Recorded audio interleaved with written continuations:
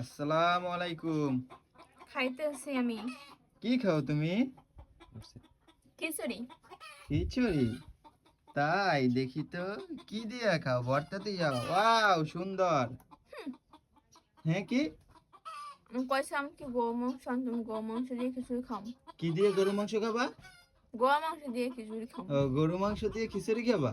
তো আমার আন্না দেব। ভর্তার দে মজা, ভিটামিন জিনিস চেনো তুমি? তুমি আসলে চেনো না।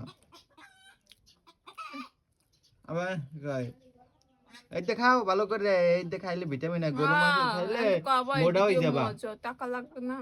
তো টাকা আমাদের অভাব আছে, কিন্তু তুমি তো গরু মাংস খাইলে আর মোটা হয়ে পাম যাবা। কম মারো। আমি কি পাম মারছি? দেখ কত সুন্দর ভর্তা দেখাবা। ওয়াও, সেই এইটাই ঠিক আছে। আজ থেকে আর গরুর মাংস চাবা না। ভর্তা দেখাবা, শরীর স্বাস্থ্য ভালো থাকবে। তোমার একটা ঠ্যাং কর ভাবলাম কুচকুচ